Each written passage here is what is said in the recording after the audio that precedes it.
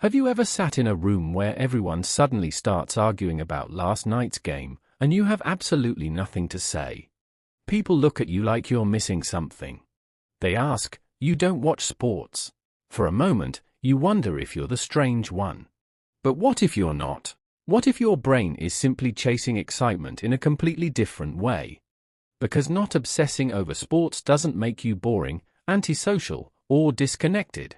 In many cases, it reveals something fascinating about how your mind works. Imagine you're at a family gathering. A goal is scored, and half the room jumps out of their seats. People are shouting, laughing, and arguing over the referee's decision. Meanwhile, you're quietly watching everyone else instead of the TV. You're more interested in people's reactions than the match itself. Maybe you've always been like this. You never memorized player names, you don't understand why people cry when their favorite team loses, and you never felt that emotional attachment. Sometimes you even wonder why. The answer isn't because something is wrong with you. It's because humans aren't all motivated by the same kinds of rewards. Sports are incredibly powerful because they activate our tribal instincts. Thousands of years ago, belonging to a group meant survival. Today, sports teams often satisfy that same psychological need for identity and belonging.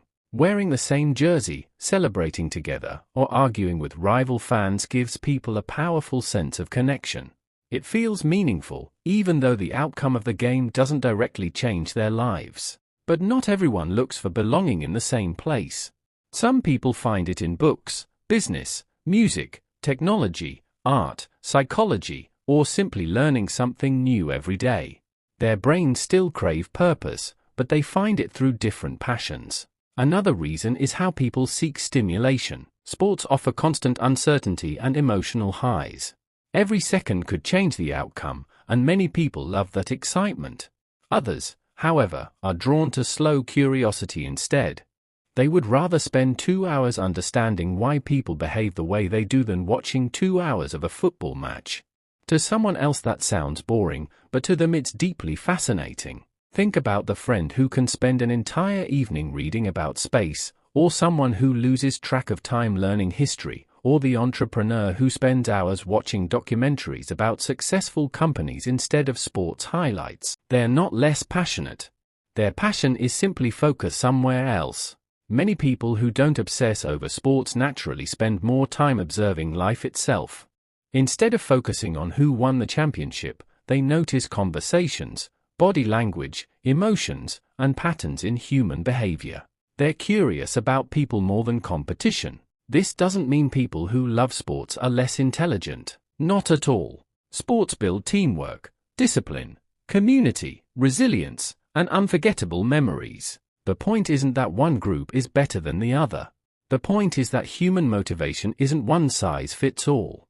Your interests reveal where your mind naturally searches for meaning. Society often assumes everyone should enjoy the same things, and when you don't, it's easy to question yourself. Maybe you've pretended to care about a championship just to fit into a conversation. Maybe you've nodded along while secretly feeling disconnected. That's a completely human experience because nobody enjoys feeling like an outsider. Real confidence begins when you stop measuring yourself against other people's passions and become curious about your own. Maybe sports don't light up your brain. Maybe ideas do. Maybe creativity does. Maybe solving problems, building a business, making art, or understanding human psychology gives you that same feeling of excitement. And that's perfectly okay. A meaningful life isn't built by copying someone else's interest. It's built by discovering what genuinely captures your attention. The real question was never, why don't I care about sports? The better question is, what captures my attention so deeply that I lose track of time? Your answer to that question says far more about who you are than any favorite team ever could. The people who seem different aren't missing something. They're simply chasing fulfillment in a different direction.